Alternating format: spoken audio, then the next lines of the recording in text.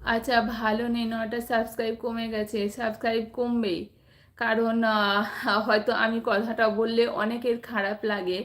আমি লাইভে এই নিয়ে ২-৩ দিন আগে অনেকগুলো কথা বলেছিলাম, হয়তো অনেকের খারাপ লাগতে পারে, তবুও আরেকবার বলছি যে আপনি সকলের চ্যানেল দেখবেন, ভিডিও দেখবেন, অনেক কিছু নতুন নতুন শিখবেন।